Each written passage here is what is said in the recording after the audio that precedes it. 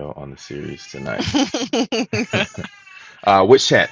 You guys can post it in the WhatsApp chat and let them know we are getting started. We're getting started.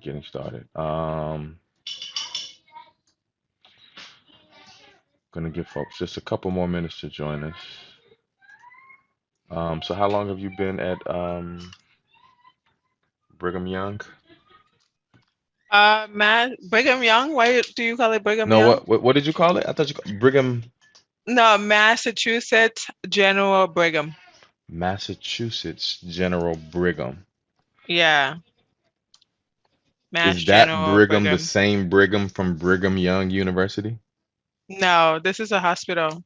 It's one of the hospitals in Boston, Massachusetts. Right, but the Brighams were like a very wealthy Mormon family that spent a lot Really? of money. Yeah, yeah, yeah. Yeah, they're in Utah, but although Boston isn't that close to Utah, Brigham isn't like a super popular name. So I just have Mm-hmm. to imagine that most of the wealthy Brighams in the US come from that lineage, but I could just be making stuff up. General Brigham. It's one of the 14 hospitals and big hospitals in Massachusetts. See, there's a Brigham Hospital in Utah too. Yeah, I just saw that. Interesting. Maybe I should do more research on this. Where's the origin of this all? Parent organization is Brigham Health, and they're headquartered in Boston, Massachusetts. It is the same, Oh, that yeah, the it is. same Brigham, It is. Wow. founded by, We are connected to Harvard too, actually. oh, really? Harvard Research. Yeah. Okay. Yeah, Brigham Young is the former governor of Utah Territory, and he was a religious leader, part of the Church of Latter-day Saints, who are now known as the Mormons. And so Learn I something would new say today. billions of dollars spent building out their infrastructure and creating America. So yeah. And let me just highlight that this is a nonprofit.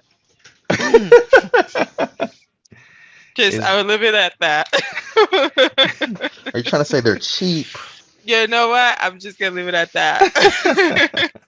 People are listening, right? Yeah, yeah, yeah. Some people listening. It's cool. Great. This part won't make the official interview, so you can be real with us. All right, cool. So I said there was, of course, yes, baby, yes, of course, yeah. But I'm about to Aww. start recording though, so thank you for making your appearance. You can wave and say hello. Oh, you guys should definitely do a show, the Agile Family. Oh man, the Oh, Agile Mindset Family. Agile Mindset Family. Oh, we you can write a book. we're thinking. I'm thinking. I Oh, have an idea for a not children's book. I yes. have an idea for a children's I book. was already thinking in that space, but I think that you're closer to that space because you have a youngin. Yeah, So make I've it got. happen before I make it happen. I don't know if it's my calling, but I think I made an agreement with one of my friends who was an author that I was gonna write a children's book that was had an agile theme. So we'll see. This is the love attraction talking to you direct. All right. I wanted to pull up your social media too. So I've got your LinkedIn pulled up. What is your name on LinkedIn? I mean on Instagram. Scrum Master underscore champion. Any other social media I should No, that's it. Oh, Clubhouse. Are Clubhouse? you on That's Clubhouse? Are you still on Clubhouse? it's too much. It's just like it just like consumes all of your time and your then it's Yes, it just does. it's tough. Yeah, I understand. Scrum Master underscore No, champion. Uh-huh. no, Scrum underscore champions. And then Scrum I have a underscore. Scrum Master champions. Oh, So I have two, jeez. one for See, business, one for personal. it's just too much. It's too much. That's Well, why. you got to keep on PG-13, but then you realize that, wow, you're part of your business, you're part of this model. So let's just blend everything. You see what you see. All right, this your book, right? A highly effective Scrum Master, Yes, 90-day guide. yes. Cool, cool, cool. All right, cool. So we got you pulled up. $2,300 giveaway. Wait a minute. What? Okay, that has passed. Also, awesome. We're Scrum champions at Sam's. Yay! Scrum champions Love it. at Sam's? We are Scrum. Oh, okay, okay, okay. Yeah, yeah, yeah. We have several people in the community who are, yes, working for Sam's Club, Walmart, Sam Walton. So I guess that might be the name of her team. Good stuff. All right. Yep. Good evening, everybody, and welcome to the Agile Leadership Series. To say a very special thank you to our guest this evening, Anna. Anna, thank you for joining us. How are you? I am doing wonderful. Thank you for asking and thank you for hosting this platform. No problem. So let's go ahead and kick this interview off. Tell me, when did you fall in love with Agile? When I wanted to make more money. So this was, let me actually tell Straight a to it. story. Get to it. Boom. I used to be a social worker Okay. when I graduated high school. I mean, high school, college. Hmm. And I worked there for a bit. And then, of course, I like helping people, but then I also started asking myself those, the self-reflection development type questions like, what is Hmm. happiness to me? What do I want out of life? How can I make more? How can I be in a position to be able to control where I spend my money? And start asking what's the difference between the people who are working $8 an hour and the people that are making $100 an hour. Sure. So when I started asking those open questions to myself, opportunities and people align. Hmm. A friend of mine was doing, my sister's friend actually, roommate was doing DBA, and I just saw her journey from being she did masters in public health, and now she was doing DBA, and I Hmm. started talking to her to learn more. But I wasn't into the technicality of things. I just wanted to see a little more soft, not too hardcore technical work. So she had said, maybe you should look into Scrum, Hmm. becoming a Scrum Master. Hmm. I thought she was joking because I played rugby in college. And so Scrum is a terminology in rugby. And Right. I was like, are you joking? Like, this is a thing called Scrum Master. Sure. And she said, yeah, I did my research. And I realized that, wow, I really wanted to play US rugby professionally. But now I don't have to play and get hurt. I can Right. actually use my mind and do it in corporate America. Right. So I got really vested knowing that, wow, this is literally the same because on the team, you're very cross functional, right? You have the people that are very fast. I was a back, so I was a sprinter. I went to college playing track and field as an athlete. So when I saw Scrum, I just jumped into it the next semester. So later on, I realized that, you know, this mirrors what I really want to do with life. I don't have to be on the field, but I can be in a corporate wall Mm. space and still work teams to develop Mm. and get to their goal.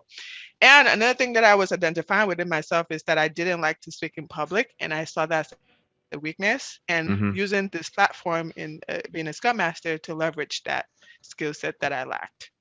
Mm. So I was very vested in making sure that I quit my social worker. I worked for Department of Children and Families. I quit that Hmm. job, Hmm. gave myself 6 months, said this was the way. Hmm. So I did the research, but then I realized that, damn, I'm going to definitely have some gaps into the space. So I need Right. to actually take course that is going to help me close that gap. Hmm. So I took the 4 weeks course, and it was okay. But the 4 weeks course, what it did was confirm my knowledge that I already had come into the class. So once that was done, it was go mode. I took some travels. I traveled to the UK, I traveled to France, and then I came back. I was like, all right, from February up to April, this Hmm. is go mode. I applied. My second interview, I got the job. Wow. And that's this history from there. I Wow. working in this space. So we got a lot to unpack. First off, Yes. what college did you go to where you Yeah. played rugby? I went to American International College. I Okay. studied political science and criminal justice. Hmm. Hmm. And I went there as a track and field athlete for D2. But Okay. then the rugby was D1. Hmm. So I crossed over, Hmm. meaning that I lost scholarship. I was literally risking my life because Oh, wow. I decided that I wanted to do passion. Because there's a difference between you running in high school, right? You run, it's free, and you paid, so you're not pressured to perform, right? Sure, But now you're in sure. college, you Hmm. have this. implied pressure Right. on you to deliver and perform. Right. So I wasn't liking it anymore. I wasn't as passionate as I would want it to be. So when I came across rugby, that was the Mm-hmm. first time I've ever seen it in my life. And I said, that's the sport. That's it right there. Sure. But when I told my coach, he was just like, well, you know, you're going to lose your scholarship because it doesn't cross over. I was like, okay, sure. Next semester, I walked on. But then the good thing was because I was so fast, I got a scholarship because I was like, I can't afford this school anymore. I gotta go. And they're like, no, you need to Yeah. stay. We got you. We'll match it. I was like, Oh wow. I'll stay. That's crazy. So what was it about rugby that made you want to like play? Not a particularly in America, right? There aren't a lot of us playing Yes, rugby, right? So correct. what was it about rugby that made you want to give it a shot and risk your college tuition for it? One of many things. I wanted to play football. I wanted to play football in high school, but I Hmm. couldn't because my brothers didn't allow me. I was very combative. I'm very combative. I'm also in the military. I'm in So the you US. rough. Yeah, I guess I am. Okay. I have five brothers, Oh okay? And wow, there's a you're the only story to girl? it. No, there's like two of us. Okay. I mean, three of us, including me, three. Uh-huh. But I grew up with my brothers, and I'm just physically tough, and I like to push to the limit. And I Sure. felt that this sport brought the most out of me because one, it's a legal way to hit somebody without, instead of actually get in trouble with it. And also it allowed me to run for a purpose because the Hmm. goal is to score a try, right? Right. So I'm running to score, and that way it makes me. I'm very competitive. Hmm. And I wasn't one of those competitors that were quiet. I talk a lot of junk. If you chase me, you didn't get me. just just know you're gonna hear about That's it. hilarious. So competitive in nature. So we'll branch off. What military branch do you serve in? Army reserves. Okay, okay. Where you Yeah, how long you been in reserves? 9 years. Okay, okay. Plan to keep Yeah. that going too? Yeah, I plan to keep it to 20. I want to do 20. Okay, Eventually I want to become a warrant officer okay. in that space. But we'll see how that goes. Gotcha. While you're in the reserves, I know there are a lot of military branches that do use at least agile in some way, right? With the OODA loop and all of that. So have you seen that in your time that you've been serving? Yes, and it was happening the whole time and I just didn't know what it was. Mm, mm. So you were in the Right. military even before you started being a Scrum Yes. Master. Okay. Yes. So they're So like all of these like signs that you're not recognizing that are trying to lead you into yes. to this Yes. world. Into the same space. And so when I got involved with it and I embody, I'm so passionate about this thing. I've been talking about this thing. I just had a class prior to you, as I Sure. discussed, We're and for I'm sure going here. to talk about that I too. had work. It's like I'm so passionate. I want to talk about this any and every time or Sure. chance I get Sure. because it doesn't feel like work. Yeah. Honestly, like it just feel like second nature. I don't know if it's weird, but hey, that's my reality. I don't think so. My life is very much the same. I'm very enveloped in this thing. It doesn't feel like work. We've got some people in the comments saying it doesn't feel like work. I'll say that particularly when you've done other types of work that are Mhm. real work and you Mhm. either hate your job or you come home very dirt tired from your job and like physically like spent from your job, just about anything that they can throw at you in this professional environment, working in the office, like it can't be as bad as what you've endured previously. So, Mm-mm. I tell people I don't have to go carry water in the village somewhere, okay? And it's not on my head, so I'm right. good. So you had aspirations of becoming a professional rugby player. So why didn't that pan out for you? I had to be realistic myself. At least for me, I brought myself through college. Hmm. Like it was very untraditional to my friends, so I needed to really think through with the decisions that I was making. Hmm. And I knew that my friends who supported, they take loans on their parents' names and Hmm. mine. was going on my name. So Sure, I sure. had to be really intentional. And luckily, I didn't. When I graduated college, I ended up with no loans, zero loans, Oh wow. right? Because it literally worked itself out in Mm-hmm. everything that I was doing because I was an RA, I was in the army, I Mm-hmm. was what is it? And I did other extracurricular. I was in National Honor Society. I was doing Oh it wow. all. Oh Just know wow. I was doing it All the all. grants, all the Look, scholarships. everything you Send can them to think of Anna. it, I was. But then it all worked out because I was working for now, for that time, for Mm-hmm. later on, right? Because now I don't have to worry about it. I'm not Right. worrying about student loans. Right. And there are a lot of Um, people with a lot it of big played out. loans. Yeah. It played out. Cool. So I'm appreciative of the strength that I had in those times. Wonderful. But to your question, right? I just had to be intentional. I used to write things down a lot, and I got hurt. Actually, I got hurt playing rugby. I hurt my lateral meniscus. I was playing against Harvard actually, Oh wow. and they were so upset that they couldn't catch me, so they had to be illegal. Yes, so upset. I known that I was new to the game. Just what my team would do is they pass it to me, and I was gone. Just go. Right. But so now I started getting group tackles. Mm-hmm. And one of those tackles were illegal, where they literally grabbed me from my collar Mm-hmm. and just spun me around. When you're upset, you're Mm-hmm. having like a cat and girl fight. You just like spun me around, Yeah. and I fell on the floor, fell on the wrong way, and then Mm-hmm. my lateral meniscus. So initially, I thought could get up and Mm-hmm. play, Mm-hmm. but when I stood up, it was not going back. Oh man. Um, so I had to reprocess and think through my life a little bit more. Like, Mm-hmm. is this how I wanted to live? Mm-hmm. And I didn't want to do that, so I started thinking of other ways that I can get out of that mindset Sure. and do Sure. more. So you make your transition after you got certified. So what was your first certification that you got? Safe. I got safe. Safe. So Scrum safe agile Master. is safe Scrum Master. Mhm. What was it? And so the year was what, 2016, Mhm. 2015? Okay. 2016. Yeah. Okay. So what was it about safe? Because a lot of people, most people traditionally go like either CSM or PSM. So what first, right? So what was it about the safe certification that made you say, you know what, let me start with this one? Actually, it was nothing. That was the person that I knew. Sure. So there was not a lot of people that I knew in the space. So Mm-hmm. when I started asking like who teaches this course, Mm-hmm.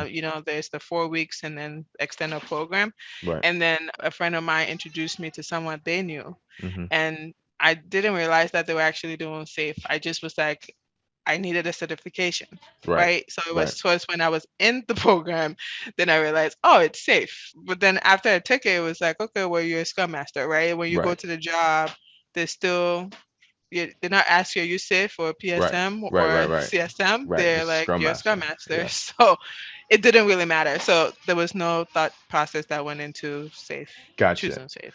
And so the first role that you got was with Florida Power, right? Yeah. And so tell me about how that interview went, being someone who's newly certified, didn't necessarily have any real working experience that you knew of, right? That you could really Mhm. speak to. How did that interview go, and how were you able to land a job? Because there are a lot of people who I coach, and I'm sure you coach as well, that Mhm. get certified and can go months or sometimes even years without being able to find a position. So what did you know then that they don't know now? What I knew was that personality, and that's what I always told myself, that my personality would get me a job Sure. because I'm very personable. My first interview, I had it. It was actually in Boston, so I had to drive there, and it was I think 7 hours Oh wow. um, That's dedication. interview. Yeah, 7 hours interview. So in the span of the basically was my entire day that I did not get paid for. Then I realized that wow, I cannot believe I just spent all that time, and these people didn't even ask me if I wanted to eat. They only asked me, "Do you want coffee?" Like, what's coffee gonna do for me? So hold on, So wait, wait, once wait, I wait. Let's back this up. So how many hours was the drive? it was 2 hours to get there, but then the interview itself was 4 hours. So 2 hours there, 2 hours to get there, 4 hours on Hmm. site, and so you get there. I'm guessing around sometime in the morning, maybe 9 a.m. In the morning. Yeah, it was in the morning around 10ish, 10ish. Okay. I didn't leave there until like 4:35 Wow. almost. So Yeah. I'm sure they had a break for lunch, They had a break for lunch. and what, they just left you in the interview room, or they just like, They gave me water. They asked me if I want any other, if I want something else. Water. They came and asked me, "We're just gonna be back shortly." Um, What? yeah. And then I came home. I said to myself, I said, God, I know I want a job. I don't want a job that bad. Yeah, yeah, yeah. We're I not doing slave labor. Like that's So not. then Yeah. I emailed them immediately and told them I was not interested. I said, thank you for the time. However, Mm-hmm. I don't think this is the culture that I wanted to be in. Look Um, at you, striking so, first. yeah, it's like I want a job, but this might not just be it for me. Right. So then the next day, I had another interview, and it's so weird how this happened. If it's for you, it would be for you. Absolutely. I had set up an interview, but it was supposed to be on a video call, but for Mm-hmm. some reason, it wasn't on a video call. Mm-hmm. They called me. I was trying to call them in, but then there was like internet issues or Mm-hmm. with the link that they sent me.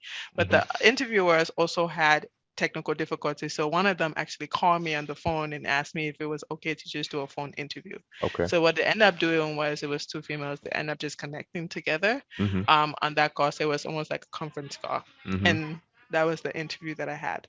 Mm-hmm. But just the approach that we had, it was very personable. Mm-hmm. They started with introducing themselves, talking about the company, and asked me about myself. So at that time, because I knew so much, I've done the studies, I felt comfortable. I was doing meetups already. I was really involved. I was on LinkedIn doing like trying to get mentors. If we found people that were in the military and also Scrum Masters, to kind of like they helped me to revamp almost like adjust my resume, my Sure. not my resume, but my LinkedIn to align with what I was looking for. So I did all of that, and we got to the call.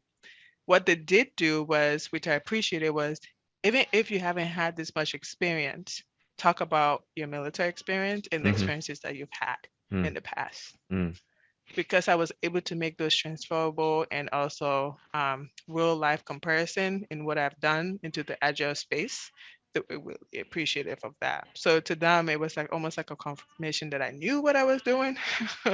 I knew what I was talking about. So it wasn't too like, it was like, what would you do in this situation if you have not experienced it? Right. And I use a lot of military because now I already knew how connected military was in the space. Sure. So I use a lot of that into my responses. Yeah. So, which company was that your second interview was with? What up, Arlene? For, I don't so, know. Yeah. so this was round two with them? Yes. So this is one too. So I had the recruiter, like it Mm-hmm. went so fast. I had a recruiter call me, Mm-hmm. set up a time for Wednesday. Mm-hmm. The Wednesday came. We were supposed to have a third interview, but that never happened because the females loved me. And like literally after that interview, 4 hours later, I got a email in my inbox saying, "We want you." Wow.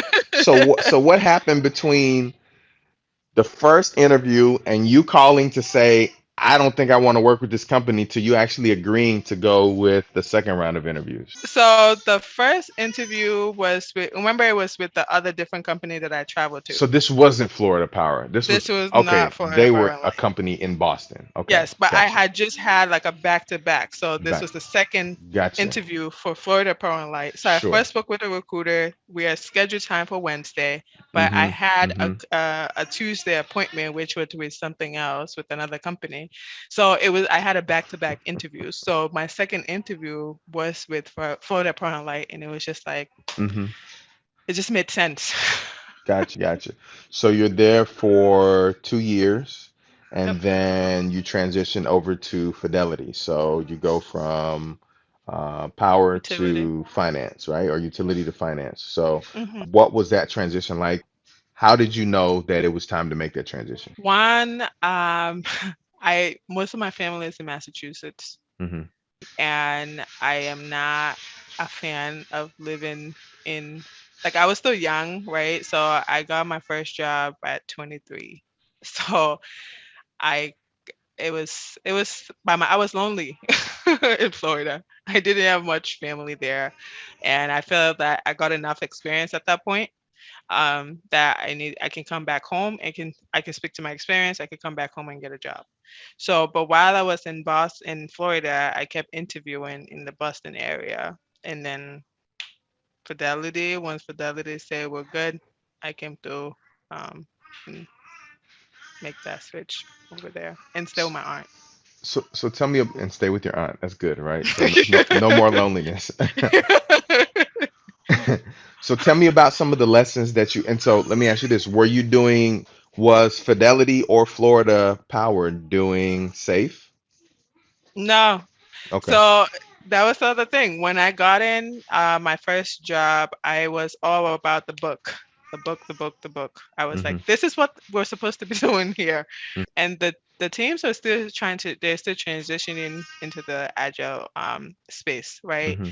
And I'm coming here like, oh, this is what's supposed to happen versus meeting the team halfway, Mm-hmm. right? So there was a lot of friction that I personally faced with the product owners because they had a different way. Like, for example, I was thrown into becoming a program manager with, yes, pay was not included in that mix. It was just a title at that point. And I was in charge. I didn't realize how challenging it was to work with Scrum Masters until I actually was in the position to work with Scrum Masters, right? I literally was asking information from the Scrum Masters regarding our releases to do certain things to get ready for releases, and I just was not getting a lot of friction. A lot of Uh, resistance. yes. And I was like, isn't this what we're supposed to be helping with? Right. Like I was confused. Right. But I ran into an issue with my product owner at that first company. And that definitely, one, it humbled me. And two, it allowed me to be vulnerable, to know that I don't know everything, and to be willing, right? Like if somebody asks me to do something, maybe they see a potential that I don't see for myself. And my go-to is not to say, no, that's not part of my job. My go-to is to say, yes, let me learn because it allows me to want to learn more. So tell me about that situation that happened at the first position. What exactly happened and what was the outcome? Are we in a job interview? I mean, no, but I mean, I'm just kidding. I'm kidding. I'm you kidding. can't just drop that gem and try to like walk with that. Now we have to know what happened. Okay, so I got on the team. The product owner at that time, we were trying to go mobile first, right, and expanding. And so there's other teams that are going to be part of that platform to help with the expansion, but every team has a different piece into the app that we're working on, right? So she had asked me to be a program manager, and I wasn't too fun of it. I was like, well, this is not part of my role, right? And I was trying to find ways to essentially to make it more of like a collaboration with the rest of the other scrum masters, right? Like, so I don't become the lead person to it. So what I kept saying was, hey, how about we do this release, and then the next release the other team take care of it. But she was like, no, I want you in front of other product owners and other scrum masters, right? So I felt like I didn't quite have a say in the decision that she was making. Hmm. And so it put me in a very uncomfortable position. But Hmm. even with that, the scrum masters that I would think would have my back, were not even supporting the cause when I was asking to take lead of that position. One particular request that was made of me was to make a Gantt chart of when our releases are going to be happening. And I said, I don't think that's the best use of my time. That's what I said. And and so how is that received by your product owner, right? Because I mean, you're not the only one, right? I haven't been put in that situation. When they have tried to come at me like that historically in the past, I generally will say, we can work together on one, because Hmm. I'm trying to like put the ownership on that person and eventually like hand that responsibility off, right? So Hmm. you know that you can't just like send me on a fool's errand to do basically your work for you and you get off scot-free. So how was that received by your product owner when you said it? So it definitely was not received very well. It was from there on, I will say it wasn't received very well. It was taken as I didn't want to grow. I didn't want to support. I was resistant to I was resistant to achieving the goal, right? I was labeled. Mm, Um, so when I was facilitating Scrum of Scrums with the other product owners to help in discussing the dependencies that were along the way, um, I could just feel it. I did not have a support of my product owner because we've had this conversation and she didn't like how the conversation went. It got to a point where when we were in the meetings, she would say something, right? I would say something. She's very like, okay, well, we don't need to, like, very short ended. She short ended me. There were times that we're walking in the hallway. She looked dead at me and she said nothing. She passed us. So I was like, there was behavioral changes. mm-hmm. So I had reported it. One, I reported it to an agile coach. It didn't seem like there was much that was going on there. I reported it to my manager. And then when we had a meeting with my manager, the manager, we talked about it, and what I told her, I was like, I just wanted to let you know I don't work for you. I work with you. And I think at this point you see me as somebody that work for you. And that's why when you're telling me to do something, I'm not doing it. You're taking actions and your behaviors and showing for it and blah blah. I literally was very blunt with her. I was like, I appreciate the opportunity. I always want to learn. I know that there's ways that I could have went about this situation differently. However, I don't think that that was the outcome I was looking for when I had suggested or said that this was not a good use of my time, because I also had in addition to me saying that, I also was using different formats to show how we can in Jira, right? How Sure. we can basically show product Timeline, delivery right? Roadmap, timelines and stuff right? like that. But Mm-hmm. she didn't want it. She wanted a Gantt chart. Mm, mm. That was it. Traditional waterfall. Give it to me. Yeah, that's what she want. And but my what I really appreciated, my manager was very supportive. Hmm. Like, everybody was very supportive in that situation. And yeah. So tell me, how do you advise your students, or how would you advise anybody here that's listening that may find themselves in a similar situation where they're new in the Mhm. position or even new in this career field period, and they Mhm. know Scrum by the book. They kind of know what their roles and responsibilities are supposed to be. They understand where the product owner is supposed to meet them and how they're supposed to kind of fill that gap. Mhm. But they're being asked to do things that are um, Outside. outside of their scope, right? Outside Mhm. of their purview. So how Mhm. best would you advise someone about that? And so the interesting thing is, right, there are two different types of people working, right? There are people who go to work and want to keep their jobs by any means necessary, right? So Mhm. if they go to work today and someone says, "Hey, we need you to clean out like the bathroom stall and like the toilets and the urinals as a scrum master," right? They're gonna do it and they'll complain, right? And then there Mhm. are people who, there are some scrum masters who are like, someone asked them, "Hey, can you move my story from in progress to done in Jira?" And the scrum master's like, "Who? Me? You want me to touch zero, right?" So you've got both extremes, right? So how do you try to find a happy medium, and how would you advise someone to kind of like, not be too far on either end of that spectrum? Okay. I would say I would say honestly, if somebody asks you to do something out of your scope, do it for the first time, but educate, Yep. right? Yep. Set the boundary.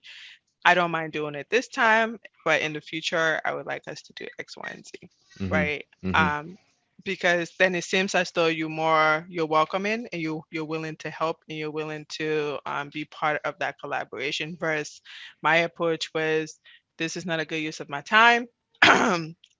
However, there are other tools that I can use to show you this, and now they've just blocked me out, right? Sure.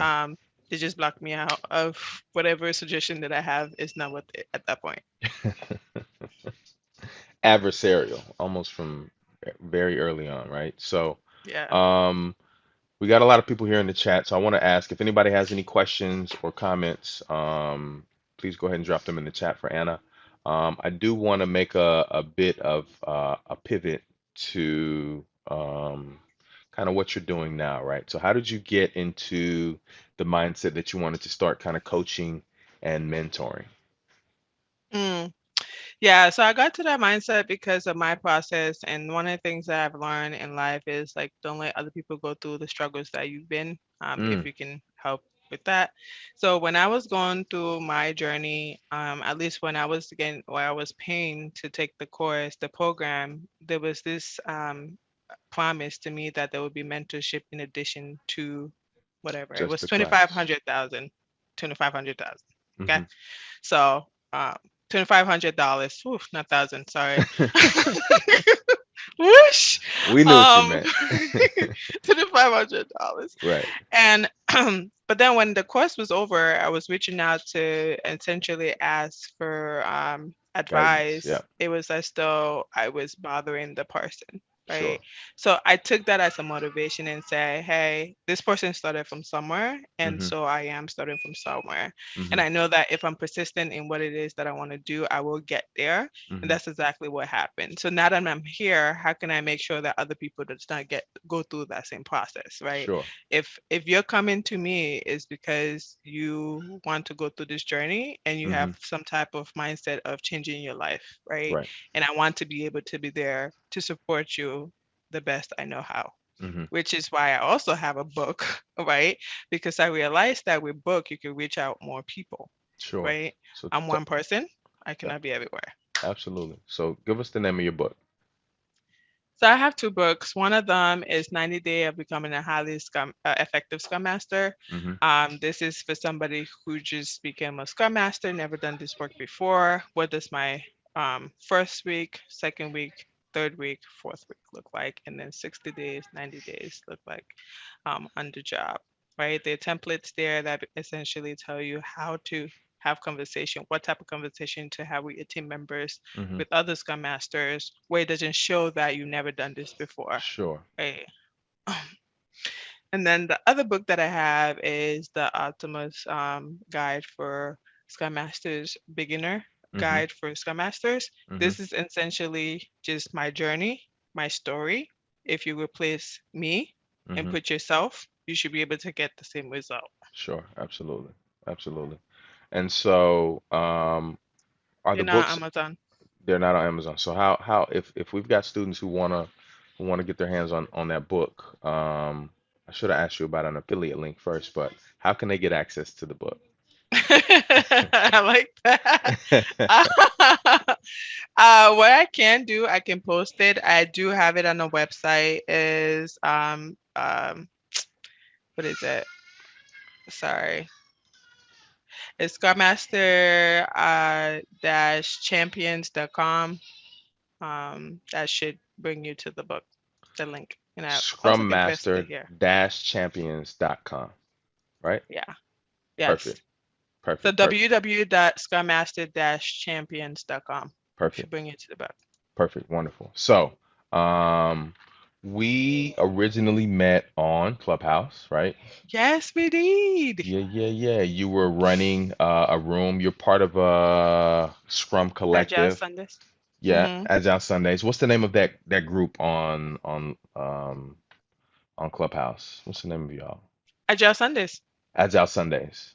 For Mm-hmm. some reason, I never really got like invited to be like an official member. Like y'all just kept trying to have me to come back. But I But mean, no, that also whatever. It's comes. cool. No, whatever. No, it's fine. No, it's cool. Why Totally. you're barely at Clubhouse? What you talking about? What? You're trying to guilt trip me? No, but you guys were in there giving some amazing advice, and it was awesome to see some people who looked and sounded like me in the industry that were giving advice, and it was like super super aspirational, right? And Mhm. so I had just kind of been in my own little world mentoring this small circle of people that I've got who are going through my program, and so I never even really considered doing it on an open platform, like on a larger scale. And so I got in and I gave some advice and we spoke and we kind of hit it off with you and Nimi and a couple of other folks. And so, And they told me that your brother was married, but continue. yeah, yeah, yeah, engaged, engaged. Engaged, Yeah, yeah, engaged. yeah. Probably got some single fellas in here. Let me see. No, Scrum it's okay. underscore champions on It's Instagram. okay. Scrum underscore champions. No.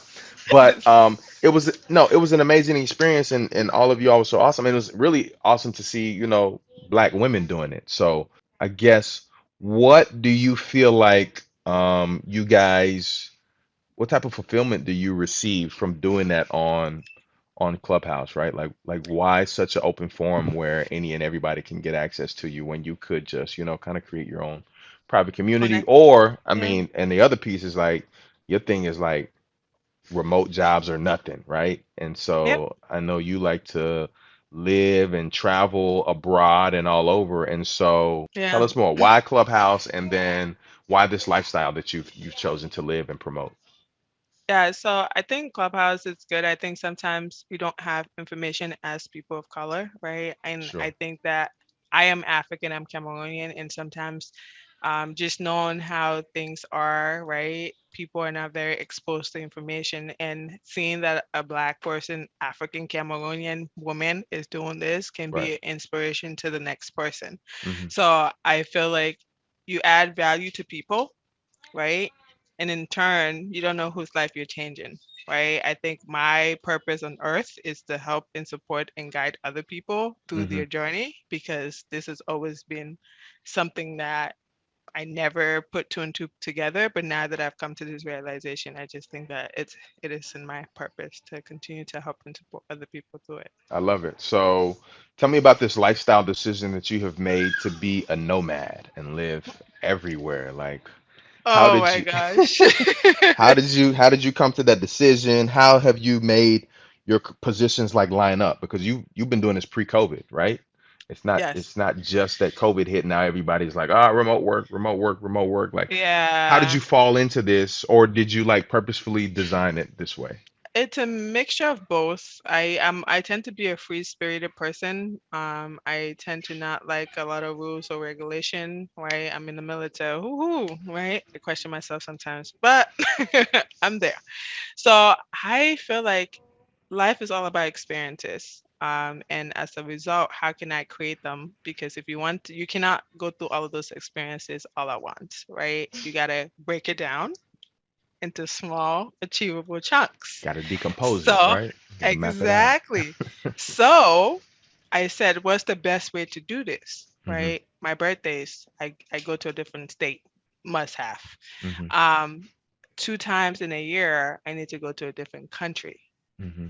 must have. Right? Hmm. Because you work, you put the money in the bank. If I die today, have I It's lived the gone. life I wanted to live? No, you can't take it So with at you. any point in my life, I want to be able to say I have lived it and Hmm. I'm okay with where it is and I Hmm. have no regrets. Hmm. So that is my ultimate goal, Love it. right? To be able to just be free and to live life for the moment, at the moment. And who knows what the future holds? Sure, sure. Tell me about some of the countries that you've traveled to and been able to work from. Ghana, I just actually I went to a wedding in Did you Ghana say goodnight, this baby? month, You're going to this sleep? year actually, the beginning of this year, You can come January, and give I me a got hug. stuck there because of COVID. Hmm. I got tested positive for COVID. I How left long were you stuck America, there? left America, tested yeah, negative, Hmm. went to Ghana. I was one of the people that was cut in the line for COVID. I was there So they were doing for, random testing? yeah, no, everybody was getting Okay, tested, okay, and I was just a candidate that got stuck. But sure. then I stayed on Thursday, Friday, Saturday. I mean, yeah, Saturday, Sunday. On Hmm. Monday, I got the result. We got tested on Friday. Monday got the result. I was not. I was like negative at that point. Hmm. So I missed the wedding that I went to. Mm. Paid additional money to go take the test so I can go Mm. to Cote d'Ivoire for another Mm. wedding. Life is all about experiences, but you meet great people along the way. So I did meet somebody in Ghana that I'm still friends to this day. That's So awesome. we can't So we can't make it up. we can't. So give me some of the other countries that you've traveled to. Mexico went Hmm. there twice. Nigeria Hmm. 3 times. Okay. Where else have I gone? Thailand, sorry, UK, Awesome. Puerto Rico, Awesome. Paris, China, Awesome. So in all this travel, you've had a job as a Scrum Cambodia. Master, is that right? Or Not all most of of them. it? Not all of them. Um, not all of them. Okay. No. Most of them? Most Half of of them? Okay. yes, Okay. yes, yeah, And most of them. so a lot of questions, right? So some organizations don't like their employees traveling with company equipment, and no, you're shaking your head like, Yeah. not me. Who you talking to? Oh no. Okay, okay. I don't. So I take PTOs. So I Got you. save my time for PTOs, and Got you. I also sometimes buy time from the company. Mm-hmm. Right? It allows you to buy time, so I do buy time. Awesome. So but if it's like DR, I would Mm-hmm. take my laptop and Gotcha. do my stuff. U.S. territory. Gotcha. Awesome. So how Yeah. are you able to balance like life with your work, personal life, family life? Does that put a strain, you traveling so much and potentially working so much? No? Friends? Now, because I like balanced life. I like that's my goal in life to have a balanced life. So Mm-hmm. um in all of these things I do, I have to break it down to Mm-hmm. where it's sustainable for me, right? Gotcha. Like there's something in mind that I have to talk to my family and friends, at least one family member, one friend, or two friends each Mm-hmm. day, Mm-hmm. right? So within my day, to the text message, send in a text message to say hello, talk to my Mm-hmm. dad yesterday, it was his birthday, right? Just finding different people that I'm still maintaining Mm-hmm. communication with, and Mm-hmm. also conversations. Hi, bye. Good night, right? So, and I still like I'm very people's person. Like I still make more friends, and Sure. also what I do realize is like as I continue to go the route I'm going, I Mm-hmm. realize that the friends that I used to have were not in the same mindset, right? Right, Because right, I'm living a different lifestyle. I'm very like I'm a nomad. I want to live this way, and right. people are like, well, I kind of like this bubble, so I'll leave you in the bubble Right, and then continue to explore the life that I want. right, right. So no, I don't have kids. I don't have family. I don't have like a boyfriend. And if it was a boyfriend, this is the only advice my mother gave me. Okay, make mama proud now. Come on. She said, you know, when you do find somebody, make sure that this person likes to travel. Nice. What I got from that message was do not settle. Yeah, yeah. Yes, I took additional classes. I took safe program consultant. So Mm-hmm. I'm a safe program consultant. I can teach safe. Congratulations. Congratulations. Thank you. I was I actually been took life coaching too. studying Yeah. for my SPC all day. I took a class a few Oh, weeks you ago. So did? yeah. Oh, congratulations, advance. In Thank you. advance. Thank you. So Um, there was a time that I had a break in my so I got in February, I went to Ghana, I came back, mm-hmm. furloughed. I was furloughed in February. So in Mm, between the time that I was furloughed in a month, I took my uh how can I be most productive, right? In the time that I was laid off. I took the SPC, and then in March I got hired. nice. So it all worked out. Nice, nice, nice. So, I heard that you said that you also have some life coaching certifications, right? Or at least one, or took a class I in just life have one. coaching. Yeah, I took a class for life coaching because of becoming a Scrum Master. I realized that you have to really, and I incorporate some of that into my teaching and training, and I also incorporate some of Think and Grow Rich. Okay, Um, okay. Napoleon Hill. thing. Yes, Okay. because if you tell people go read the book, they'll never do it. Yeah, But if you embed it in how they're supposed to be working, yeah, they don't even know it. yeah. And so you have to mix some medicine in with the candy, right? Yes, yes, Yeah, and then to definitely. digest Yeah, definitely it. Napoleon Hill, one of my favorite authors, Think and Grow Rich, favorite books. Got really any book on like mindset or money or finance is gonna be kind of right up my alley. So let me ask Yeah. you, there aren't a lot of people, right? A lot of people look at this, the role of a Scrum Master or even a Scrum Master certification, and they like lock in on, oh, I don't have IT experience, I've never worked in IT, I don't know about computers. And so a lot of people don't really realize how much of like the softer side, the human side, the life coaching type Mm. side is more relevant than the technical side in Scrum. So can you speak a little bit to that and to your experience about having to deal more with people's personalities than with different technologies? Yeah, we're saving these people from quitting their jobs. I repeat, we are saving people from quitting their job. Okay. I don't know how many times I've saved somebody from quitting their job, but this company, but that's the thing, right? We do these things and we don't talk about it.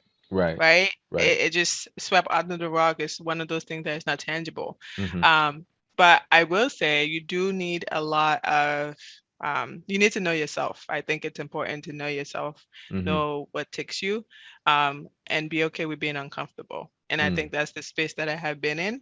Mm-hmm. I'm in now to be uncomfortable Sure. and to know that I'm never going to know everything, but I'm always, you cannot teach people how to care, but I'm always going to care for you as a Right. person. Right. So when I work with anybody, my first initial thing is to build relationship with them, Yep. right? Same. So to Yeah. the point where when team members come to me, they're like, Anna, you're not a Scrum Master right now, you're my friend. Let me talk to you as a friend. Take that Scrum Master hat off. Yes, let me just talk to you as a friend, and then we can figure it out later on. Sure. And and that's what, like, all the jobs that I've left, I've cried like a baby leaving Really? because of the people. Yeah. Yeah.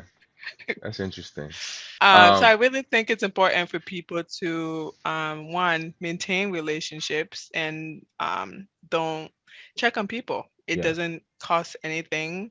My managers from my previous companies, I'm still in communication with them. They still reach out to me and say, "Hey, Anna, what's going on? How is it going? I haven't heard from you." Right. Mm-hmm. Mm-hmm. So build relationship and care about people. You can't beat that, and Invaluable. people see that in you too. For sure. For sure. I try to anytime I leave a company, usually if it's on good terms, I learned a kind of a lesson that I take from one of my older cousins and mentors.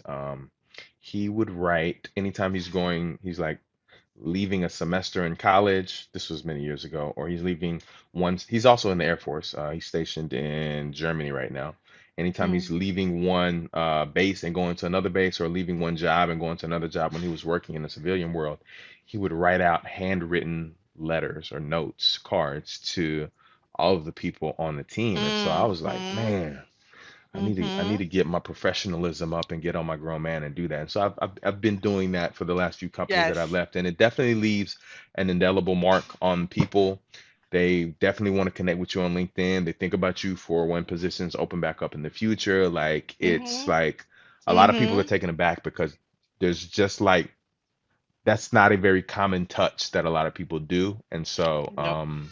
it's Nope. it's it's really taken in well. So yeah, definitely a And lesson I just learned. to add into that, the job that I got now is from, somebody, that employer from another previous company that I work with, Hmm, refer me to this company. And nice. now my employer keep messaging me back to Trying come to get you back, to come right? back.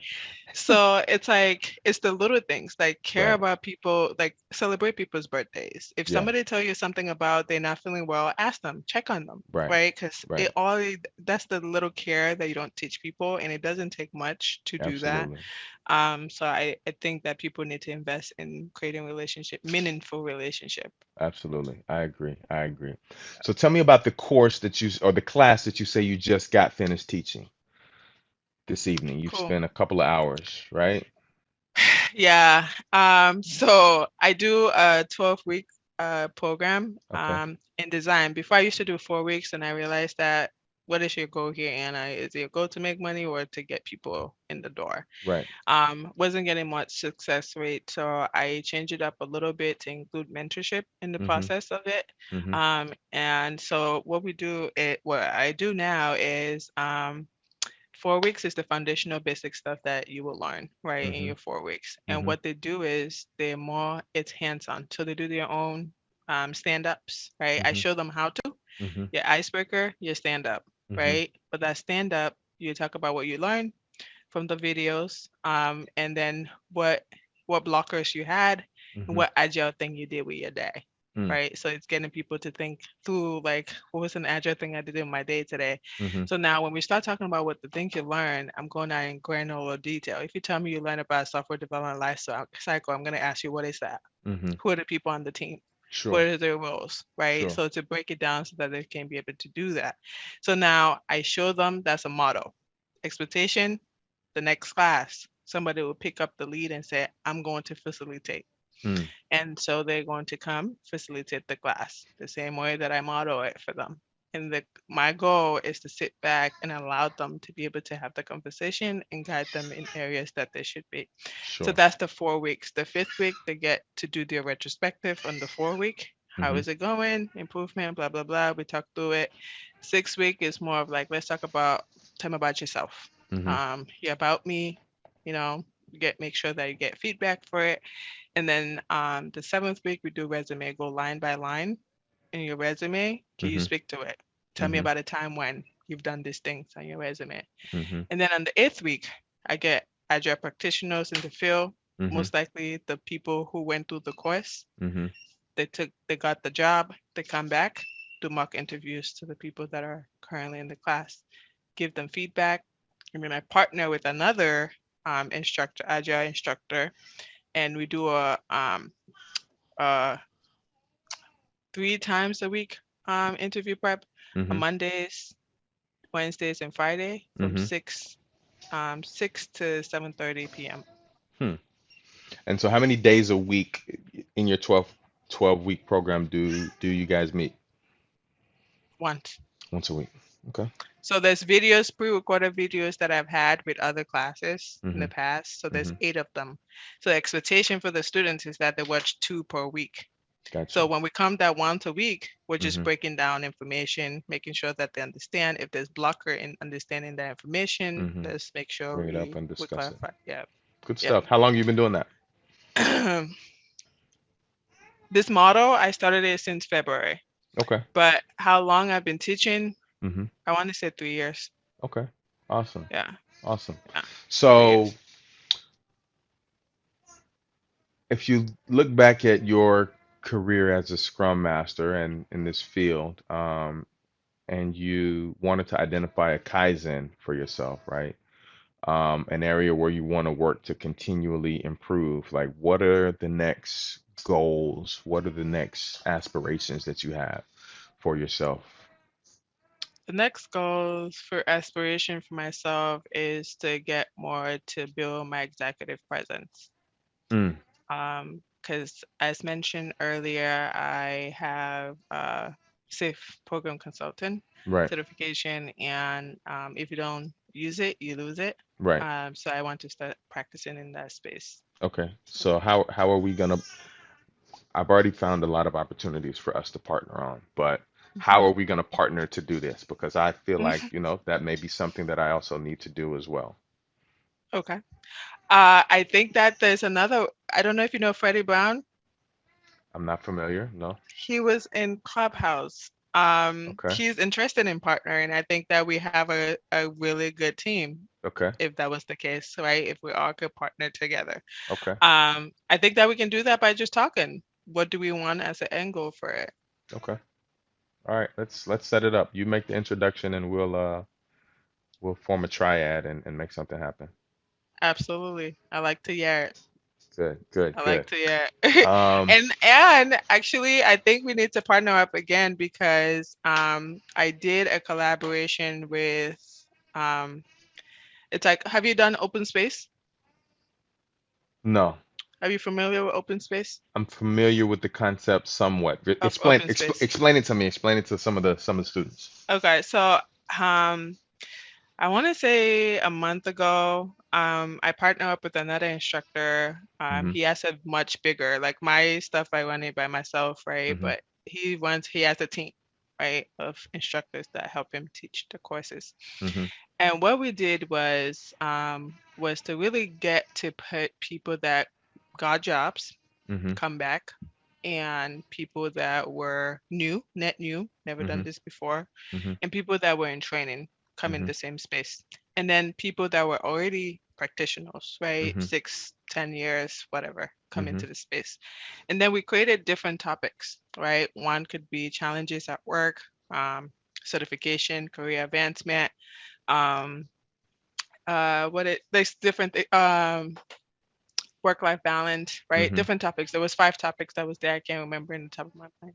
Mm-hmm. But what that does is we allow people to go to the rooms Mm-hmm. and then have the students that were in the process of training Mm-hmm. that received jobs go into those rooms and start talking about their experiences. So experiences at work, their reality versus their actuality, Mm-hmm. right? Mm-hmm. What they thought they were gonna get when they get to the job, and now when they're in the job, what are they seeing? Right. So we got to talk about it. But open space, what it does is is a concept where you have a problem Mhm. or you have a question to a Mhm. problem. Mhm. You bring it to that space, you put in there, and whoever else is interested in being in that conversation with you will They join you to come that in and they conversation have and that have it. conversation. Yeah. Exactly. So it was very interactive.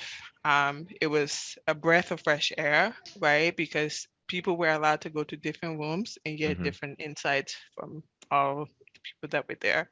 Sure. So it was a whole wealth of knowledge, and it was 63 people in that space. And mind you, we it was less than a week of us advertising it. So Wow. imagine if we do a bigger one. Sure.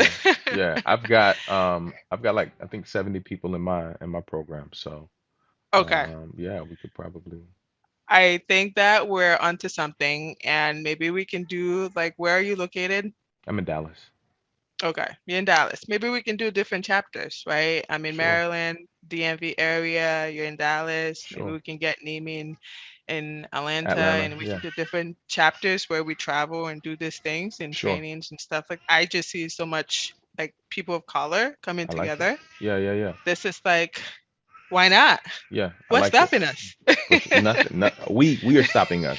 We're stopping Yes. us. All How do you right. handle teams? The only talkers are the lead developer, engineer, and architect. That's a good problem to have. You think so? I mean, it can be a gift and a curse, right? Because you want that full Yes. kind of team collaboration. You want everybody like providing Involved. input, but particularly depending on the culture, the people who are on your team. In some cultures, some people have very dominant kind of personalities, and so they'll speak for the whole team. So Mm. you may not be able to get like an accurate readout of the room or the team, and so like, is it That's where really your good? one-on-one. Yeah, but I think that's where your one-on-one come into play, right? Because that's Absolutely, where that individual influence to help, and you can tell that person with the feedback and tell them how it's impacting the team, and then experiment. absolutely. I had a product owner who talks. Hmm. Actually, he was part of, I don't know why he was involved with the stand up, but you had to have that conversation, educate, and say, Hmm. hey, let's try it and see. And then it's like, hey, the team will like, if you come from a team perspective that the team is suggesting, Hmm. I don't think anybody is going to fight that. They're going to be like, all right, I'm down for whatever experiment you want to have. Right. Sure. And oftentimes when you pose it as an experiment, right? Yes. Don't come in as the all-knowing, like all having all the answers Scrum Master. Just, hey, let's try this out for a sprint. If it Yes. works, we'll talk about it. If it If it doesn't. doesn't work, we'll throw it away. If some of it works, we'll iterate on it, right? Mm-hmm. And so I think Mm-hmm. oftentimes when you come in with that attitude, teams are a lot more apt to listen to you. But yeah, definitely I agree with you. If you've got one specific talker on a team, you definitely need to be having one-on-ones because Mm-hmm. you need to build relationships directly with people so that they're comfortable talking to you. Mm-hmm. A lot of times when you're dealing with offshore developers, you're Oof. usually only talking to the tech lead. You're usually only Yes. talking to the one representative. And so if you haven't taken the time to build relationships with other people, just because of kind of the way, I guess, again, their culture is, they Yeah. may not feel Yeah. comfortable or they may not be empowered or they may not have the psychological safety that it's Safety okay for me to reach out to do directly to my scrum master and not go and through my speak. tech lead. And it's very important, Scrum Masters. It's so important to make sure you make your stance be really clear how you're supporting the team. Like, Right. literally set the expectation. Because I ran into this when I work with teams in India and China, Hmm. and I will tell you something that I learned. If you get one of the team members from China to say, "Hey, I need you to do all of these things," Hmm. they're not gonna question They're you. not They're gonna say gonna no. They're say, just gonna "All do it. right, Yeah. sure, let's get it done." Yeah. Now you don't know if they're not sleeping at night with their family, right? If they don't even Right. go home, right? And you know They're what's not gonna crazy talk. is like the culture in a lot of these Asian countries, because I was watching a documentary on Netflix about how like it's not uncommon for bosses to like send messages to their employees like in the middle of the night and they'll work Mhm. like 12, 14, 18-hour days. Like that's Mhm. just the culture and it's Culture. kind of like the cultural norm and understood for everybody to do that and like not Mhm. push back, but they're like really suffering like internally, right? Suffering in Yep. silence. And so Mhm. I'd hate to be one of the people that is causing that, internal turmoil and Yeah.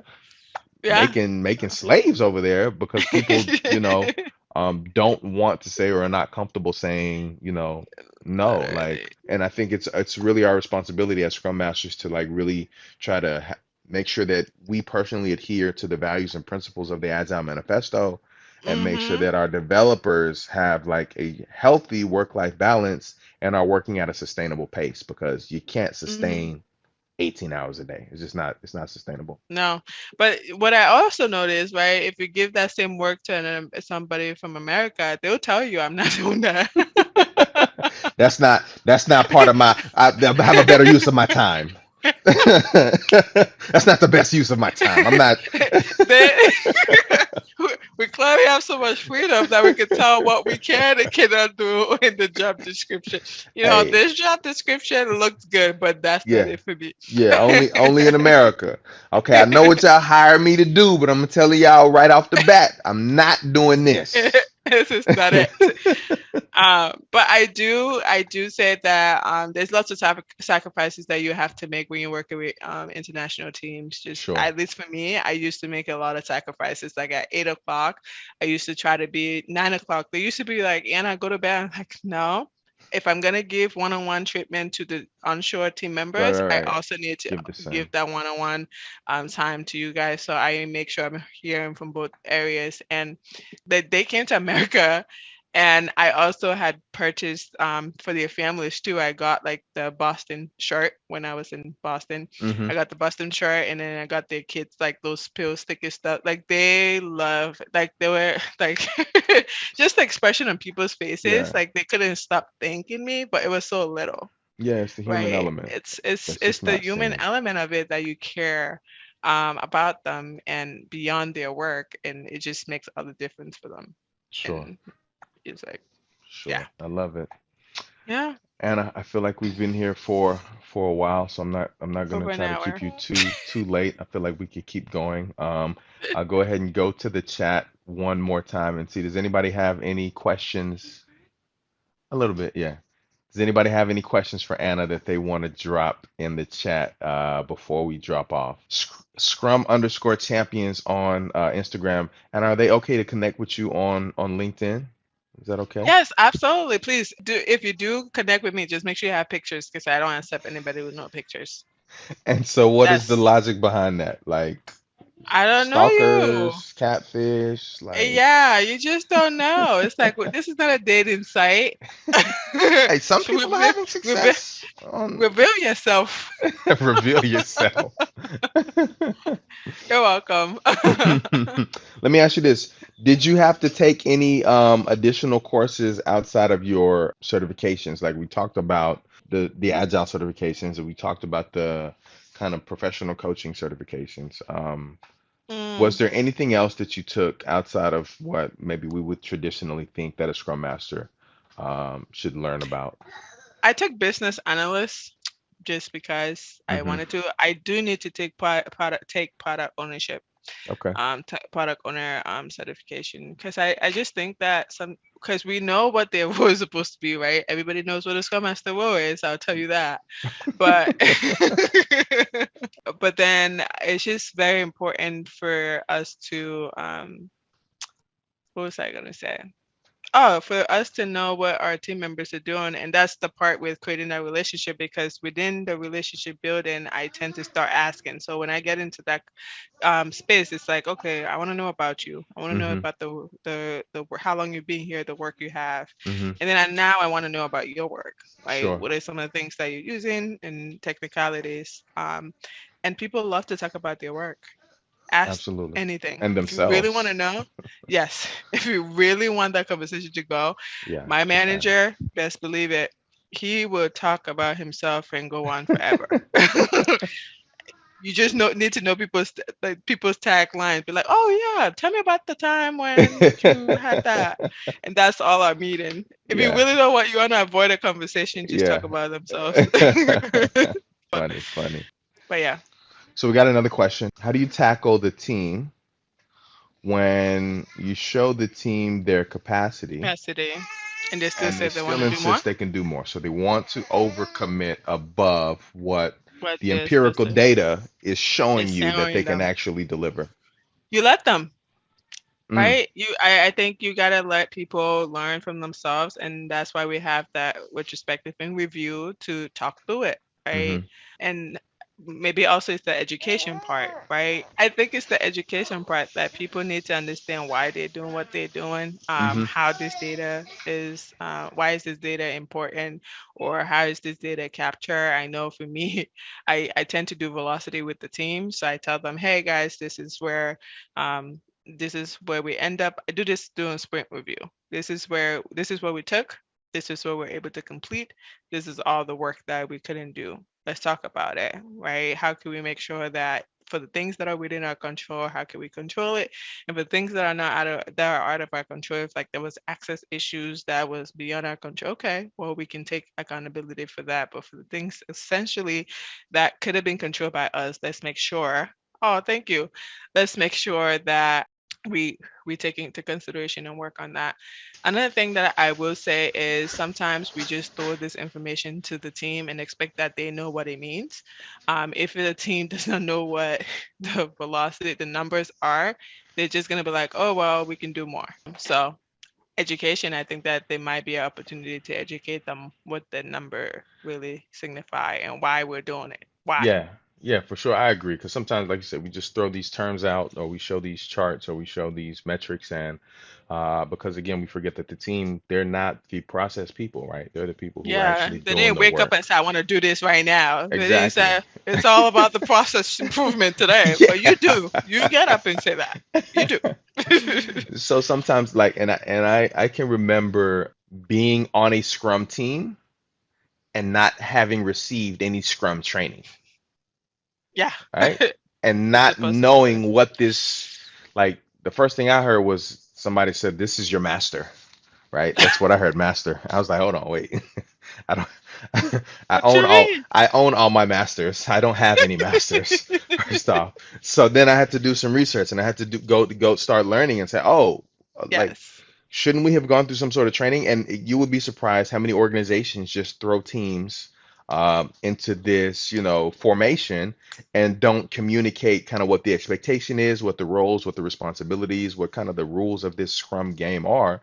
And they just bring us in, either months into the transformation or years, and you Mm-hmm. you do a survey and say how many people on the team have had any type of training, and it's crickets, So, like nobody. It's yeah. like, oh wow, Yeah. okay, so let's start from ground level, So, right? let's yeah. let's really explain to you guys what it is, and maybe we'll Mm-hmm. probably be able to get over a lot of this resistance that we're meeting. And so Mm-hmm. I think it's really important that we do take the time to explain to them the metrics or any terms that we're using. And we I also, think like, the spec, yeah, and we the also spec. allow them the freedom to fail, right? Yes. Because if you Yes. s- if my data is telling me that you guys do 30 points a sprint, you're saying that you want to commit to 40 points this sprint, Mm-hmm. and you do 40 points, Mm-hmm. but during the retrospective or every day during the stand up, you're complaining about how many extra hours you worked last night and you couldn't get any sleep and you were on call. Exactly. All right, now let's have a come to Jesus moment. Like, why was Mm-hmm. that? Why so much sleep? Oh, so many stories. Well, you guys said that you had the capacity for 40 points this sprint, right? And Yep. so hopefully, like, they will learn from that and think wiser in the next Yes. sprint, and use that as a learning opportunity. But if we never Yeah. allow them the opportunity to fail and we continue Then to shield them, then I think we're doing the team a disservice. oh yes. I think sometimes we get in the thing was like, oh well, let's let how come they're not it's okay. The times you're gonna make a recommendation and nobody is going to accept Absolutely. it. They're not gonna Absolutely. welcome it. That's why I Absolutely. say you gotta not take anything personal. Take Yeah. nothing personal. Yeah. Like, okay, cool. Opportunity for them to learn. And You I gotta think, be. yeah, and I think we have to remember, like, our role is that of a servant leader, right? Or Mm-hmm. a leader, right? We're not there to dictate. We're not there to bring commandments down from on high that this is what you must do, right? We're not Moses with The the Scrum guy says. right? No, we're here to just give best practices. We're here to tell you about what we've What's seen work at worked? other organizations. But if you want to leave everything we've said in the daily stand up or in the retro room and don't take any of it, I mean, we've kind of got to let you be, right? And Yeah. we'll talk about it later when it doesn't work out.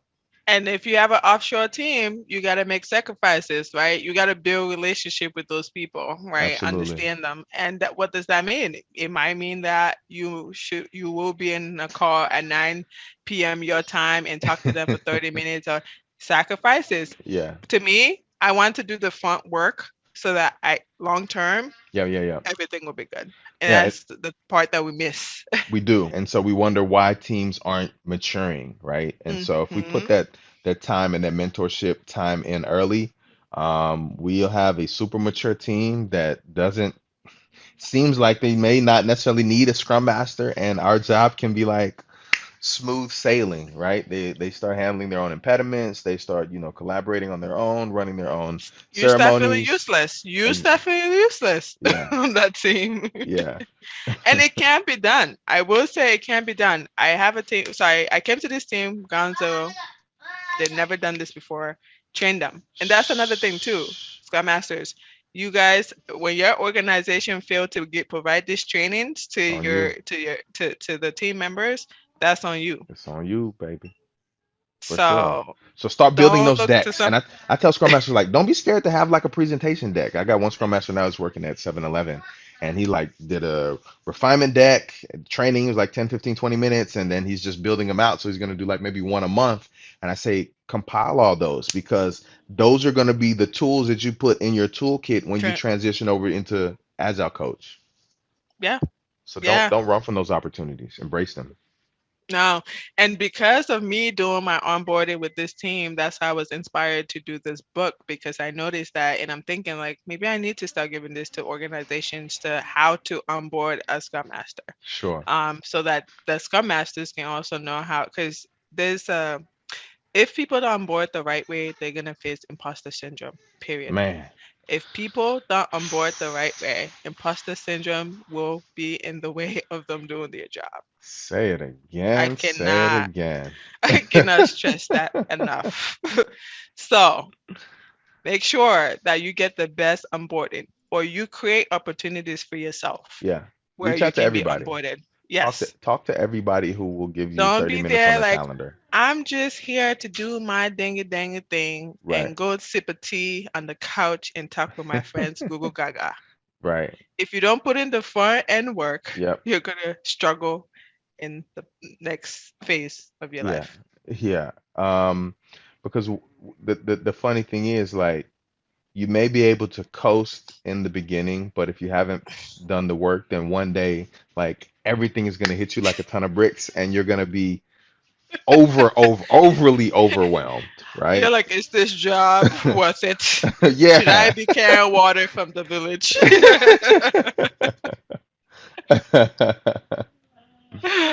Oh All right. man. I do love talking about this, okay? I'm Sure. all for this talks. I do love talking about it, but I also like to create boundaries for it. So it is 10:30 All right. and on my Time time. boxing.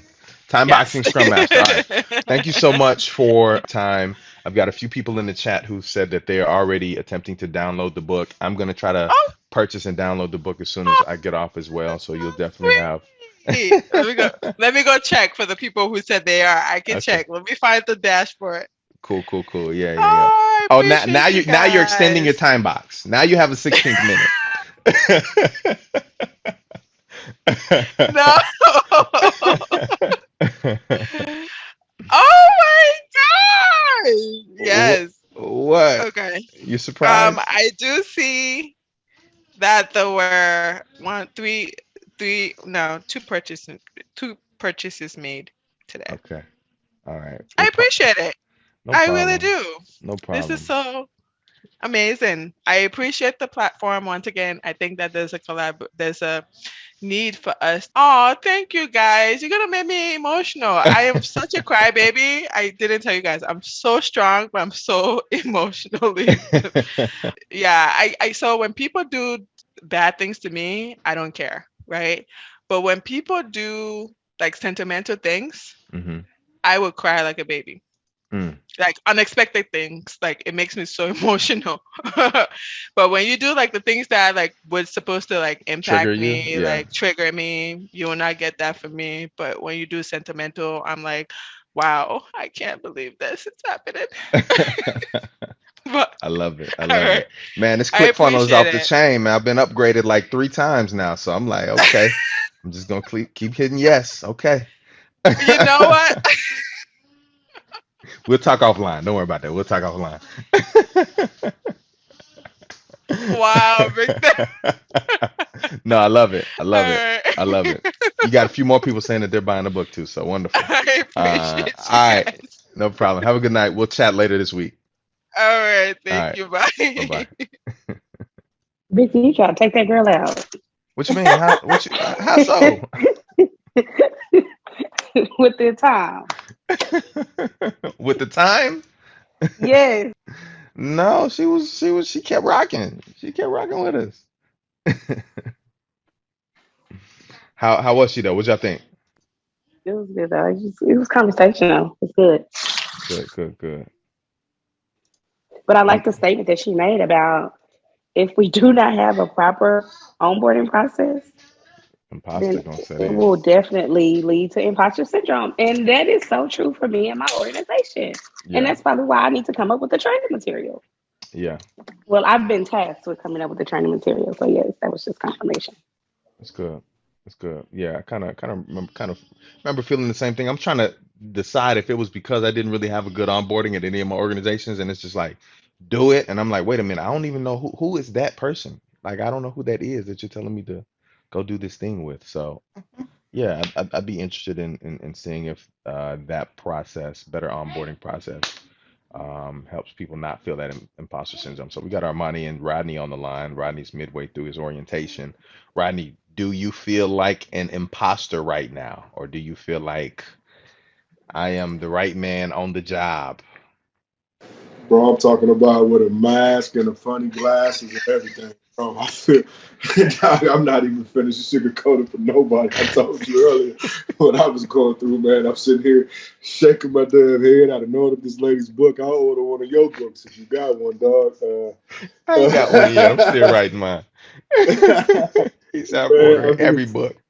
like like I was telling you, Napor, who was my team lead, I guess about 70 people got hired. Uh-huh. So, for the first 2 days, I'm just sitting here doing these, videos and tutorials and things like that, which the company offers. And it gives you some type of information, but, it's really not a crash course into what they're doing. So today, Mm-hmm. before she went off on leave, she showed us her calendar. Mm-hmm. Bruh, she got it. It's impossible to get on the phone. And then, as I told you, my one-on-one, my agile coach today, for whatever reason, that man just it's not working at the company no more. I had 3 meetings with him scheduled, one for 1 o'clock, 1:45, and then my one-on-one at 2 o'clock. Mm-hmm. And I text him at, because I'm, me and my computer issues, I'm always testing the links before just so I don't get made a fool of or something like that. Yeah. So I just noticed all his links didn't work. And I Access just was I, denied. I just I just politely just politely emailed my accountability buddy and asked him about it. He said, all right, I'll give him a call. About 15 minutes later, the emails just started going off that said this man is no longer working with the company, man. Man. So I don't know if that's going to help us or hurt us, but they assigned me two Scrum Masters is on my team. That's going to be my buddy. So Mm. long story short, hell yeah.